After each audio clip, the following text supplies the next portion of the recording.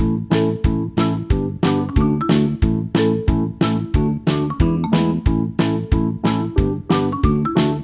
dear students, how are you all? Hope you all are doing very good. Today students, we are going to start our sixth chapter of class 8, which is about combustion and flame. Okay, let's start the chapter. See, many fuels like coal, wood, petrol, LPG, diesel and CNG are used for cooking, running automobiles in factories and industries. Some substances like a matchstick and a candle burn with a flame, whereas others like coal give out only heat and light. Thus different substances burn in different ways.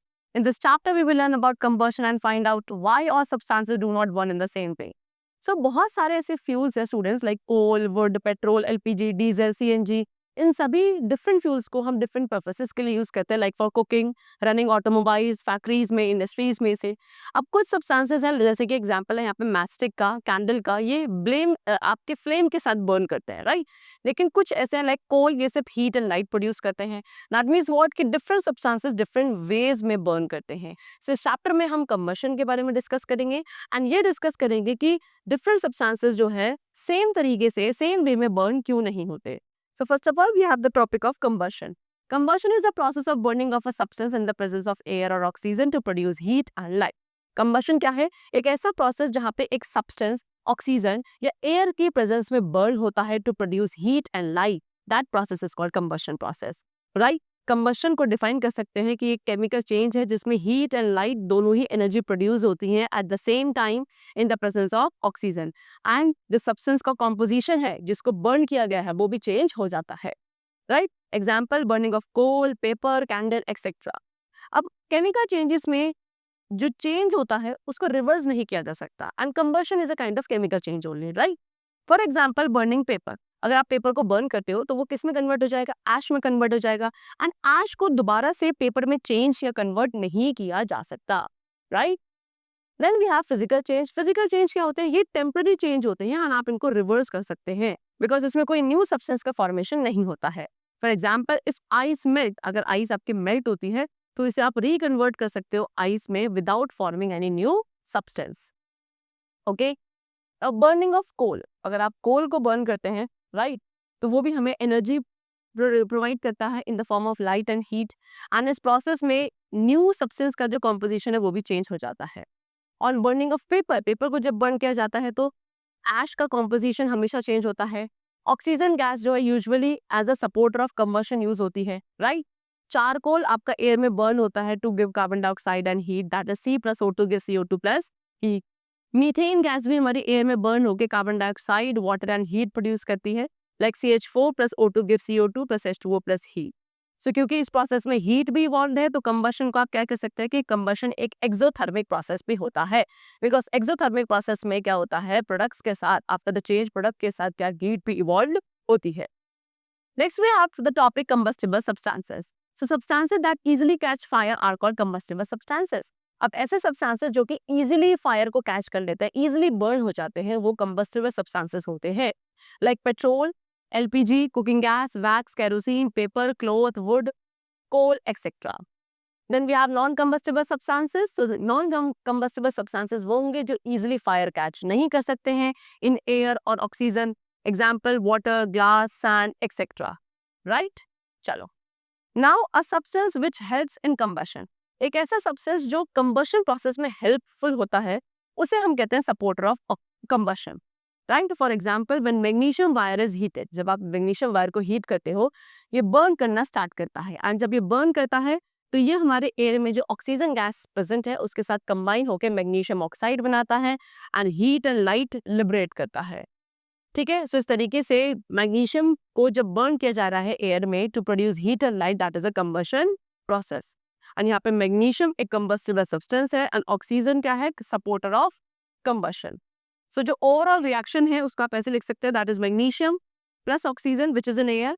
Combustion होने के बाद क्या produce करेंगे, magnesium oxide plus heat plus light. And अगर suppose जो आपका supporter है combustion का उसकी सप्लाई को कट ऑफ कर दिया जाए, यानी कि ऑक्सीजन की सप्लाई को अगर कट ऑफ कर देंगे तो कंबशन आपका वहां पे स्टॉप हो जाएगा, ओके।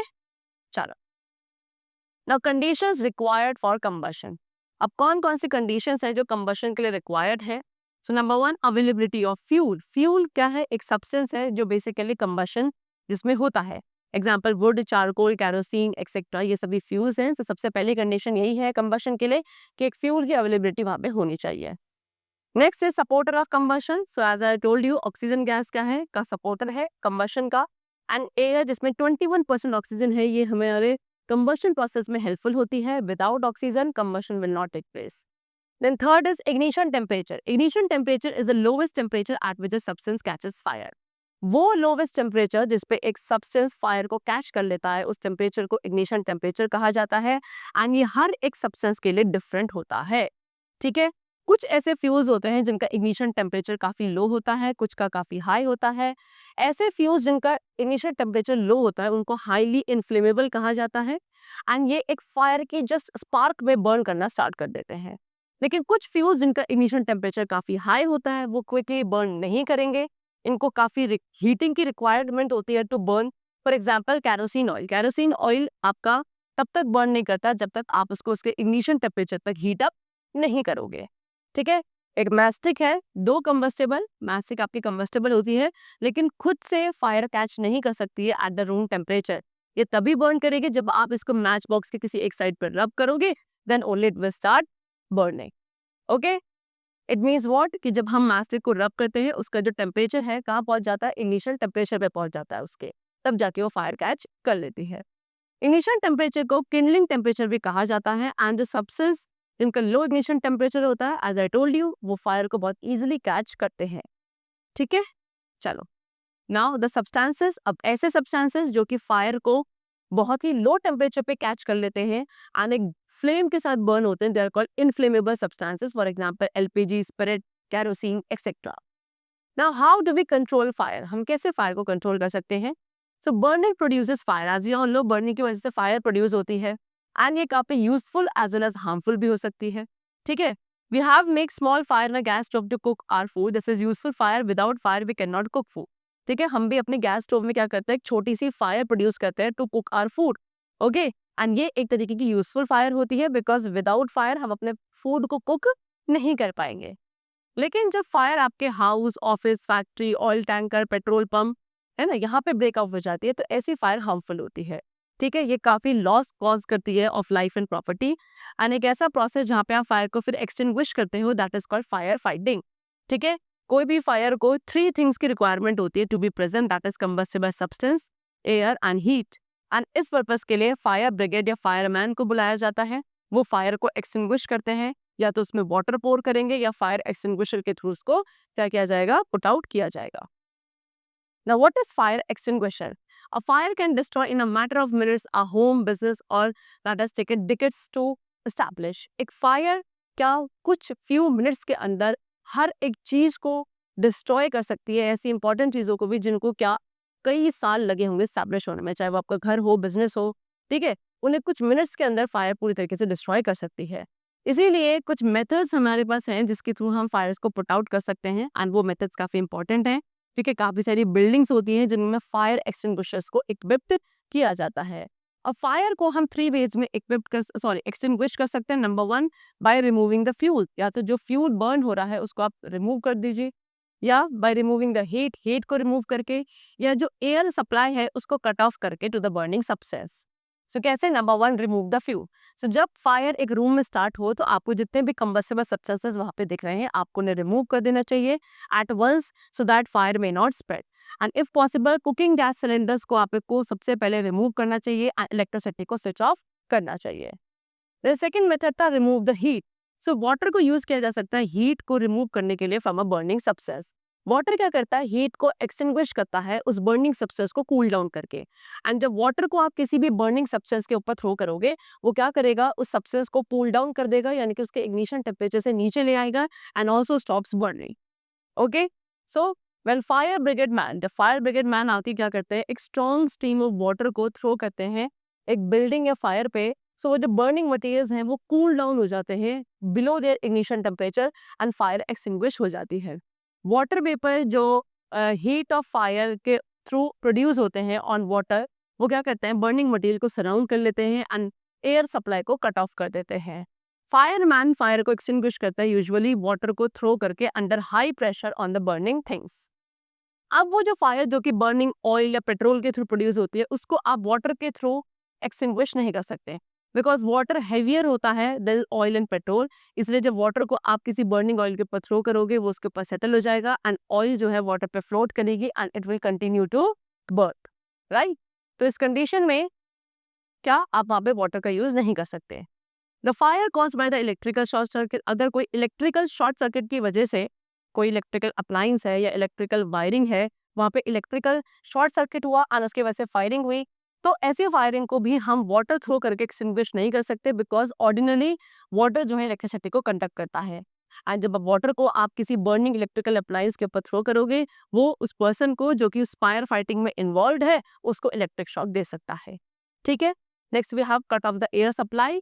सो जो एयर सप्लाई मिलती है बर्निंग सब्सटेंस को उसे हमें कट ऑफ करना चाहिए इन अ नंबर ऑफ वेज, जैसे कि आप बर्निंग सब्सटेंस को कार्बन डाइऑक्साइड, सैंड, ब्लैंकेट या डैम्प क्लोथ के थ्रू कवर कर सकते हो। इलेक्ट्रिकल फायर्स को एक्सटिंग्विश किया जाता है carbon dioxide gas fire extinguishers का यूज करके, राइट। अंडर हाई प्रेशर, काफी हाई प्रेशर में कार्बन डाइऑक्साइड लिक्विड करती है एंड काफी लेस स्पेस एक्वायर करती है बिकॉज ऑफ कंप्रेशन। अब लिक्विड कार्बन डाइऑक्साइड को सिलेंडर्स में क्या किया जाता है, स्टोर किया जाता है, ओके। एंड एक नोजल को उस सिलेंडर के साथ अटैच किया जाता है सो दैट हम उसमें से कार्बन डाइऑक्साइड को रिलीज कर सके। जब नोजल आपको आप ओपन करोगे कार्बन डाइऑक्साइड उस सिलेंडर से बाहर आना शुरू करेगी because of high pressure and ये एक्सपेंड करेगी एंड उस कंबस्टेबल सब्सटेंस को एज अ ब्लैंकेट कवर कर लेगी, जिसकी वजह से ऑक्सीजन की जो सप्लाई है वो कट ऑफ हो जाएगी उस कंबस्टेबल मटेरियल को। एंड एक्सपेंशन की वजह से जो कार्बन डाइऑक्साइड का टेम्परेचर है वो डिक्रीज होने लगेगा, जो कि टेम्परेचर को डिक्रीज कर देगा एंड कंबस्टेबल मटेरियल को क्या बिलो द इग्निशन टेम्परेचर लेकर आएगा, जिसकी वजह से फायर आपकी पुट ऑफ हो जाएगी। सोडियम बाइकार्बोनेट, पोटेशियम बाइकार्बोनेट, इनको as a fire extinguisher use किया जा सकता है। सोडियम बाइकार्बोनेट जो कि आपका बेकिंग सोडा होता है या पोटेशियम बाइकार्बोनेट क्या करते हैं, कार्बन डाइऑक्साइड को गिव ऑफ करते हैं ऑन हीटिंग।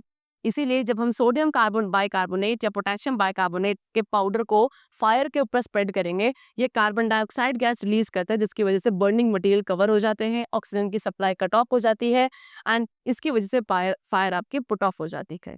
इसको स्पेशली हम ऐसी फायर को एक्सटिंग्विश करने के लिए यूज करते हैं जो कि ड्यू टू ऑयल हुई है या ग्रीस फायर है, राइट। चलो, अब यहाँ पे आपको टाइप्स ऑफ फायर एक्सटिंग्विशर दिखा रखे हैं। एक होता है फोम टाइप फायर एक्सटिंग्विशर, एक होता है soda acid fire extinguisher. This is foam type, this is soda type, okay. अब फोम टाइप फायर एक्सटिंग्विशर में दो सिलेंडर्स होते हैं, ठीक है। क्या, एक तो होता है आपका आउटर सिलेंडर, ये आपके मेटल का बना है जिसके अंदर बेकिंग सोडा होता है। दूसरा इनर सिलेंडर, इनर सिलेंडर हमारा ग्लास का बना होता है जिसके अंदर aluminium sulphate and aluminium sulphate को सेपोरिन के साथ मिक्स किया जाता है। दोनों ही सिलेंडर्स हमारे कॉमन नॉब के थ्रू बाउंडेड होते हैं। जैसे ही आप नॉब को प्रेस करोगे जो ग्लास का सिलेंडर है वो क्या हो जाता है, ब्रेक हो जाता है, टूट जाता है। फिर दोनों ही केमिकल्स जो है baking soda and aluminium sulphate mix हो जाते हैं, रिएक्ट करते हैं and as a result carbon dioxide gas produce होती है जो कि काफी हाई प्रेशर के साथ बाहर आती है, ऑक्सीजन की सप्लाई को कट ऑफ करती है एंड फायर वहां पे एक्सटिंग्विश हो जाती है। So I have given you the example NaCO3 that is baking soda and this is aluminium sulfate। ये combine होने के बाद क्या बनाएगी आपका sodium sulphate, aluminium carbonate and carbon dioxide plus water. So आप कह सकते हैं कि कार्बन डाइऑक्साइड क्या है, यहाँ पे एक नॉन सपोर्टर है कंबशन का। सेपोरिन जो कि आपका मिक्स होता है वो यूजफुल है कार्बन डाइऑक्साइड के फॉर्मेशन में एंड ये कार्बन डाइऑक्साइड को फोम के फॉर्म में प्रोड्यूस करता है।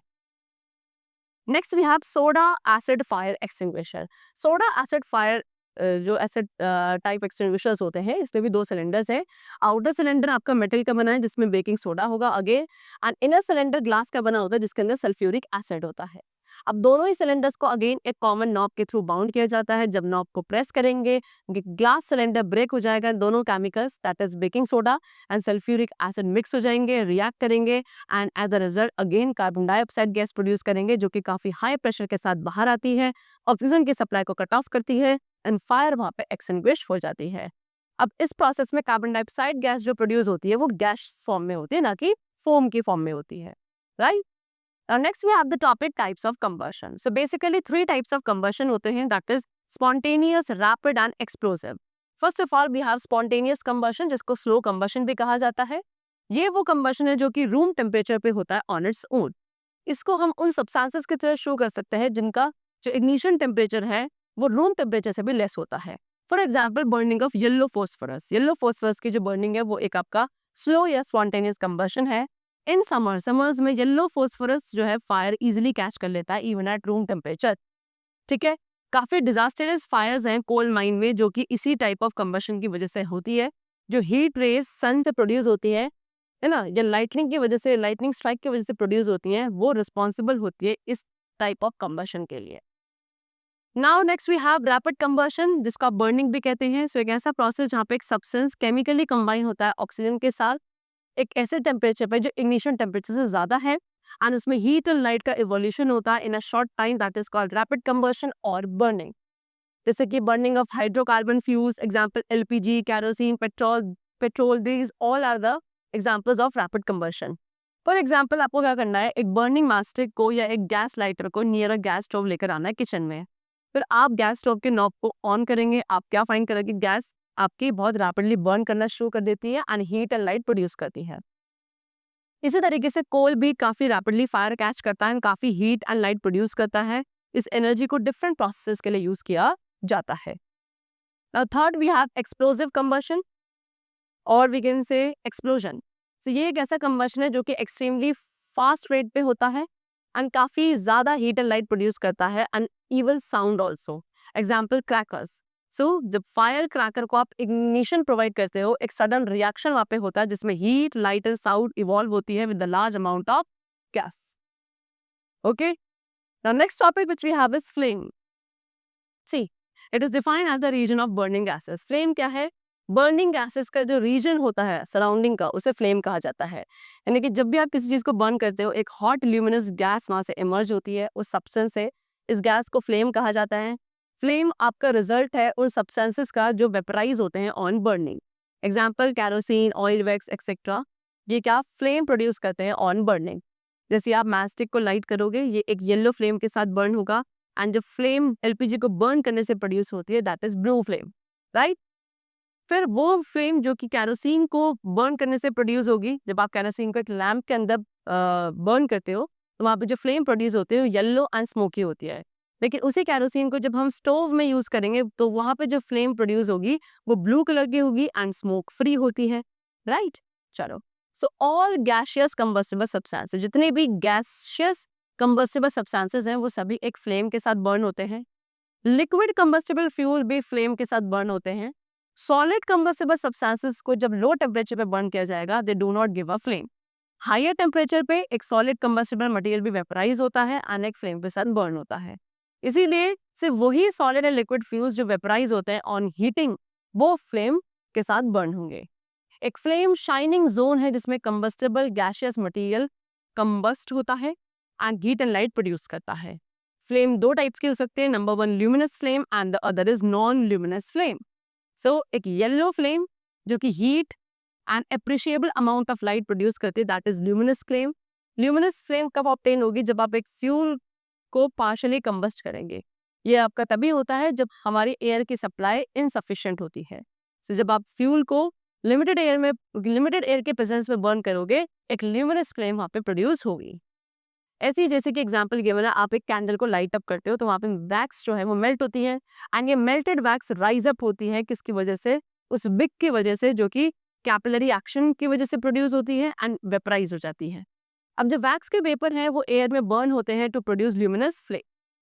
कैंडल फ्लेम हमारी येलो होती है, ल्यूमिनस होती है due to incomplete combustion of wax vapour. पर उसके अलावा एक ब्लू कलर्ड फ्लेम जो कि काफी लिटिल लाइट यानी कि कम लाइट प्रोड्यूस करती है उसको नॉन ल्यूमिनस फ्लेम कहते हैं। नॉन ल्यूमिनस फ्लेम आपको ऑब्टेन होती है जब फ्यूल कंप्लीटली बर्न होता है। फॉर एग्जांपल एलपीजी जब बर्न होता है वो एक नॉन ल्यूमिनस फ्लेम के साथ बर्न होता है। कैरोसिन भी नॉन ल्यूमिनस फ्लेम के साथ बर्न होता है in a pressure stove. Okay, चल। So now next we have structure of a flame. अब एक फ्लेम के स्ट्रक्चर को डिस्कस करते हैं। सो एक फ्लेम में 4 जोन होते हैं। Number 1 innermost zone. इनरमोस्ट ये क्या है? हमारी फ्लेम का सबसे इनरमोस्ट वाला पार्ट है। ये वो पार्ट है जो विक वाले पार्ट के सबसे क्लोजेस्ट होता है। आप इसको अज्यूम कर सकते हो at the hottest part of the flame, ठीक है। However it is the least hot, ठीक है। अज्यूम कर सकते हो हॉटेस्ट पार्ट, लेकिन ये सबसे लीस्ट हॉट होता है। ये फ्लेम का ब्लैक वाला पार्ट होता है जिसके अंदर कार्बन के अनबर्न्ड पार्टिकल्स होते हैं from the wick, that is unburned fuel. Next we have middle zone. Middle zone हमारी फ्लेम का सबसे बिगेस्ट पार्ट है एंड इस पार्ट में जो कलर्स होते हैं वो वेरिंग शेड्स के होते हैं ऑफ येलो एंड ऑरेंज। ये ल्यूमिनस फ्लेम है बिकॉज ये लाइट एमिट करती है एंड ये वाला पार्ट भी ज़्यादा एक्सट्रीमली हॉट नहीं होता है बिकॉज ये पार्ट को एक लिमिटेड सप्लाई ऑफ ऑक्सीजन मिलती है एंड इनकम्प्लीट कन्वर्शन यहाँ पे होता है जिसकी वजह से ये क्या ऑरेंज कलर के साथ बर्न होता है एंड ल्यूमिनस फ्लेम कहलाता है। Next we have outer most zone. So ये सबसे हॉटेस्ट पार्ट है हमारी फ्लेम का। इस पार्ट में अनलिमिटेड सप्लाई ऑफ ऑक्सीजन होती है, ठीक है, एंड कंप्लीट कंबशन होता है जिसकी वजह से ये हॉटेस्ट पार्ट है फ्लेम का। एंड ये जो पार्ट है फ्लेम का ये एक ब्लू कलर के साथ बर्न होता है, ये नॉन ल्यूमिनस है यानी कि ये लाइट एमिट नहीं करता। Then we have lowest blue zone. ये जोन आपके फ्लेम के बेस वाले पार्ट में होता है। इस जोन का जो ब्लू कलर है वो कार्बन मोनोऑक्साइड जो कि इस डार्क प्लेस में प्रोड्यूस होती है उसकी बर्निंग की वजह से होता है, ठीक है। चलो now next we have the topic fuel. Fuel क्या है? फ्यूल एक ऐसा सब्सटेंस है जो कि एयर में बर्न होता है एनर्जी प्रोड्यूस करने के लिए without releasing harmful gases in large quantities. अब फ्यूल्स को आप क्लासिफाई कर सकते हैं एज नेचुरल और primary fuels and derive that is secondary fuel. अगर फ्यूल एक नेचुरल स्टेट में प्रेजेंट है तो उसको नेचुरल फ्यूल कहा जाएगा, लेकिन अगर फ्यूल को प्रोसेस किया जाता है उसके क्वालिटी को इम्प्रूव करने के लिए उसको आप डिराइव फ्यूल कहते हैं। Now classification of fuels. अब फ्यूल्स को उनके फिजिकल स्टेट्स के बिहाफ पर क्लासिफाई किया जा सकता है as solid, liquid and gaseous fuel. So first of all we have solid fuel. तो वो कंबस्टिबल सब्सटेंसेस जो कि सॉलिड होते हैं at room temperature they are called solid fuel. Solid fuel के अंदर मेनली कार्बन होता है, फ्री एंड कंबाइंड दोनों ही फॉर्म में। रूरल एरियाज में firewood, agriculture waste, animal dung cake से कुछ मेजर सोर्सेज है एनर्जी के। कुछ सॉलिड फ्यूल के एग्जांपल गिवन है like coal, coke, wood, charcoal, animal dung cake, bagasse, agriculture wastes etcetera. Then we have liquid fuels. So volatile liquids that produce combustible vapor. ऐसे volatile liquids जो कि combustible vapor produce करते हैं उनको liquid fuels कहा जाता है। Kerosene आपका most commonly use होने वाला liquid fuel है। Example और भी given है petrol, diesel, kerosene. Next we have gaseous fuel. So combustible gases या mixture of combustible gases इनको आप gaseous fuel कहते हैं। Example natural gas, biogas जिसको गोबर गैस भी कहा जाता है, पोल gas, water gas, producer gas, hydrogen gas, liquid petroleum gas that is LPG and compressed natural gas that is CNG. Petroleum gas को ऑब्टेन किया जाता है as a by product during the fractional distillation of petroleum. Next we have characteristics of a good fuel. एक अच्छे fuel के क्या characteristics होते हैं, फीचर्स होते हैं। Number 1, it should be easy to store and transport. एक अच्छा फ्यूल जो होगा उसको ट्रांसपोर्ट करना, स्टोर करना काफी ईजी होता है। नेक्स्ट, वो काफी स्मूथली बर्न करता है without emitting harmful gases, right. एक अच्छा फ्यूल क्या जब बर्न होगा वो स्मोक प्रोड्यूस नहीं करेगा, ठीक है। देन इसको easy to store and transport होता है। इसका जो इनिशियल टेम्परेचर होता है वो मॉडरेट होता है एंड जो कैलोरीफिक वैल्यू काफी हाई होती है। Next, ideal fuel. Now the fuel which satisfy all the characteristics of a good fuel is termed as an ideal fuel. अब एक ऐसा फ्यूल जो हमने जो भी कैरेक्टरिस्टिक्स पढ़े एक गुड फ्यूल के, वो सारे कैरेक्टरिस्टिक्स जिस फ्यूल के अंदर होंगे एक अच्छे फ्यूल के, उसको आइडल फ्यूल कहा जाएगा। प्रोबेबली ऐसा कोई भी आइडल फ्यूल अभी तक प्रेजेंट नहीं है, लेकिन जो लिक्विड एंड गैसियस फ्यूल्स होते हैं वो ज्यादा बेटर होते हैं as compare to solid fuel. Now fuel efficiency that is calorific value of fuel. So ये क्या होता है अब calorific value of fuel? That is the amount of heat released when 1 gram of fuel is completely burnt in sufficient supply of oxygen and it is measured in kilojoule per gram. ठीक है, जब आप किसी भी fuel के 1 ग्राम quantity को sufficient supply of oxygen में burn करते हो एंड बर्न करने के बाद वो कितनी अमाउंट ऑफ हीट रिलीज करता है, that is the calorific value of that particular fuel, जिसको हम किलोजूल पर ग्राम में मेजर करते हैं, ठीक है। सो जो अमाउंट ऑफ एनर्जी प्रोड्यूस होते हैं in the form of heat, किसकी वजह से? उस 1 kg फ्यूल के कंप्लीट कंबशन की वजह से, उसको कैलोरीफिक वैल्यू कहा जाता है फ्यूल की, जिसको किलोजूल पर किलोग्राम में आप क्या करते हैं, एक्सप्रेस करते हैं। Now they have given you the calorific value of some of the fuels like cow dung cake, इसकी कितनी है 6000 to 8000 kilojoule per KG calorific value है। वुड की 17,000 to 22,000, कोल की 25,000 to 33,000, पेट्रोल की 45,000, कैरोसिन की 45,000, अगेन डीजल की भी 45,000। मीथेन की कैलोरीफिक वैल्यू है 50,000, सीएनजी की 50,000, एलपीजी की 55,000। बायोगैस की जो रेंज होती है वो 35,000 से 40,000 के बीच की होती है। एंड हाइड्रोजन आपका 1,50,000 की कैलोरीफिक वैल्यू के साथ एक फ्यूल बना हुआ है। Now burning of fuel leads to harmful effects. अब जब हम फ्यूल्स को बर्न करते हैं उससे भी काफी हार्मफुल इफेक्ट्स होते हैं। Number 1, the burning of fuel like wood, coal and petroleum products release unburned carbon particles in the air. तो जब हम वुड, कोल या पेट्रोलियम जैसे प्रोडक्ट्स को एज अ फ्यूल बर्न करते हैं, तो ये अनबर्न्ड कार्बन पार्टिकल्स को हमारे एयर में रिलीज करते हैं। एंड ये जो फाइन कार्बन पार्टिकल्स है ये डेंजरस पॉल्यूटेंट्स हैं जो कि रेस्पिरेटरी डिजीजेस कॉज कर सकते हैं। नेक्स्ट, जब फ्यूल का इनकम्प्लीट कंबशन होता है वो एक बहुत ही पॉइजनस गैस प्रोड्यूस करता है which is called carbon monoxide. ठीक है, एंड अगर हम कार्बन डाइऑक्साइड या कार्बन मोनोऑक्साइड को एक एक्सेसिव लेवल पे इनहेल करते हैं then it can kill a person. कभी भी हमें एक ऐसे रूम में नहीं स्लीप सोना चाहिए जिसकी जो डोर्स एंड विंडोज है सारी क्लोज्ड हैं एंड उसमें एक कोल फायर बर्निंग अंदर चल रही है। बिकॉज यहाँ पे जो कोल है वो एक इनसफिशिएंट सप्लाई ऑफ एयर की वजह से, क्योंकि आपने वेंटिलेशन सारा बंद किया हुआ है, सो एयर की एक सफिशिएंट सप्लाई नहीं मिल रही है एंड जो अंदर कोल बर्न हो रहा है वो इनसफिशिएंट सप्लाई में बर्न हो रहा है। इसकी वजह से यहाँ पे काफी ज्यादा कार्बन मोनोऑक्साइड गैस प्रोड्यूस होगी एंड जब पर्सन इस रूम में क्या करेगा, जो सोया हुआ है वो पर्सन ब्रीथ कर रहा है तो वो उस पॉइजनस कार्बन मोनोऑक्साइड गैस को ब्रीथ इन कर रहा है एंड दैट पर्सन में डाई। अब बर्निंग ऑफ फ्यूल की बर्निंग से कार्बन डाइऑक्साइड गैस भी रिलीज होती है एयर में, है ना, जो कि हमारे एनवायरनमेंट को पोल्यूट करती है। यानी कि कार्बन डाइऑक्साइड गैस का जब परसेंटेज इंक्रीज होता है एयर में, इससे ग्लोबल वार्मिंग होती है। बिकॉज कार्बन डाइऑक्साइड जो हमारे एयर में प्रेजेंट है वो सन की हीट रेस को ट्रैप कर लेती है जिसकी वजह से ग्रीन हाउस इफेक्ट प्रोड्यूस होता है। ठीक है, ग्लोबल वार्मिंग क्या है? Global warming is the rise in temperature of the earth atmosphere caused by the excessive amount of carbon dioxide in the air. Air में बहुत ज्यादा कार्बन डाइऑक्साइड गैस के प्रोड्यूस होने की वजह से जो हमारे अर्थ का एटमॉस्फेयर का टेम्परेचर एक रैपिड अमाउंट पे इंक्रीज होता जाता है, that is known as global warming.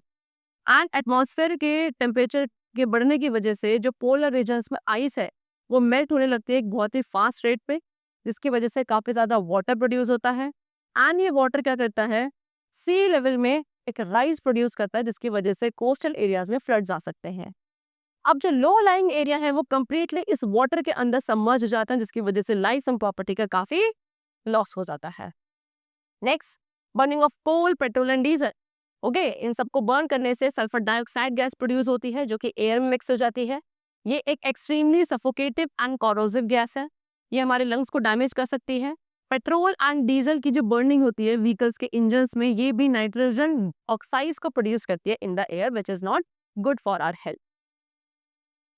So now next topic which we have is greenhouse effect. Greenhouse effect is the rise in temperature that the earth experiences because certain gases in atmosphere, that is carbon dioxide, methane, trap energy from the sun. So greenhouse effect क्या है? जब हमारे अर्थ के temperature में जो हमें increase देखने को मिलता है, ठीक है, बिकॉज कुछ गैसेस हैं हमारे एटमॉस्फेयर में लाइक कार्बन डाइऑक्साइड, मीथेन, ये सन की हीट एनर्जी को ट्रैप कर लेते हैं। अब without these gases, heat would escape back into space and the earth average temperature would be about 60 degree Fahrenheit colder. अब अगर ये गैसेस ना हो तो जो हीट एनर्जी है वो स्पेस में वापस चली जाएगी एंड जो अर्थ का एवरेज टेम्परेचर है वो 60 डिग्री फ़ारेनहाइट से भी ज़्यादा कोल्ड हो जाएगा। ठीक है, क्योंकि ये गैसेस हमारे वर्ल्ड को एक वार्मर टेम्परेचर प्रोवाइड करती हैं, तो इन गैसेस को ग्रीन हाउस गैसेस भी कहा जाता है। लेकिन इसके एक्सेसिव इंक्रीज होने की वजह से सन की हीट जो है बहुत ज़्यादा ट्रैप हो जाती है जिसके एटमॉस्फेयर का टेम्परेचर बहुत ज़्यादा बढ़ जाता है which causes global warming, right. Next we have acid rain. Now the rain water containing dissolved oxide of nitrogen and sulphur is called acid rain. अब ऐसा रेन वाटर जिसमें नाइट्रोजन एंड सल्फर के dissolved oxides होती हैं उस rain को या उस वाटर को, रेन वाटर को एसिड रेन कहा जाता है, जो कि लिविंग एंड नॉन लिविंग दोनों ही चीजों के लिए काफी हार्मफुल है।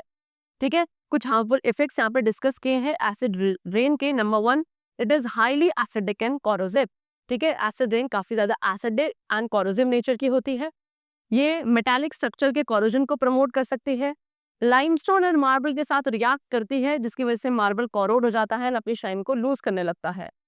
Acid rain plant, aquatic animal सबको डिस्ट्रॉय करती है। एसिड रेन की वजह से सॉइल फर्टिलिटी भी लूज होती है। Now the use of petrol and diesel as fuel in automobile is being replaced by CNG. अब जो ऑटोमोबाइल्स में पेट्रोल एंड डीजल का यूज किया जाता था एज अ फ्यूल, उसको आज के टाइम पे सीएनजी के थ्रू रिप्लेस किया जा रहा है। व्हाई? नंबर 1, बिकॉज सीएनजी काफी small amount of harmful gases produce करती है। Okay, that means it is a kind of clean fuel, क्योंकि ये विदाउट स्मोक प्रोड्यूस होती है सीएनजी, ये क्लीन फ्यूल है एंड हमारे एनवायरमेंट के लिए अच्छा है। Then disadvantages of burning wood as a fuel. अब जब आप वुड को एज अ फ्यूल बर्न करते हो तो उसके क्या क्या डिसएडवांटेजेस है। नंबर 1, वुड आपका काफी ज्यादा स्मोक प्रोड्यूस करता है जो कि ह्यूमन बींग्स के लिए हार्मफुल है, इससे रेस्पिरेटरी डिजीजेस हो सकते हैं। सेकेंडली, जब ट्रीज को कट किया जाता है वुड ऑब्टेन करने के लिए एज अ फ्यूल, तो जितने भी यूजफुल सब्सटेंसेस हमें ट्रीज से मिलते हैं वो सारे लॉस्ट हो जाते हैं। थर्ड, डिफॉरेस्टेशन भी हमारे एनवायरमेंट के लिए काफी हार्मफुल है, that is cutting down of trees on a large scale, right. चलो, now the last topic is LPG is a better domestic fuel than wood. So जो एलपीजी है, लिक्विफाइड पेट्रोलियम गैस, ये एक better fuel है for the domestic purpose as compare to wood. Why, what are the reason behind that. Number 1, because LPG की जो calorific value है वो काफी ज्यादा हाई है, दैट मीन्स ये काफी ज्यादा हीट प्रोड्यूस करता है बर्निंग पे as compare to that equal mass of wood. Secondly, LPG आपकी जब बर्न होती है तो कोई भी तरीके का स्मोक प्रोड्यूस नहीं करती है। थर्ड, एलपीजी कंप्लीटली बर्न करती है जिसमें वो कोई भी सॉलिड रेसिड्यू नहीं छोड़ती, जबकि वुड की जो लीव्स होती है वो काफी ज्यादा ऐश लीव करती है ऑन बर्निंग, राइट। चलो, so the chapter is completed. I hope the chapter was very clear to you. Let's meet very soon in the next class with a new chapter. Till then, take care and thanks to all.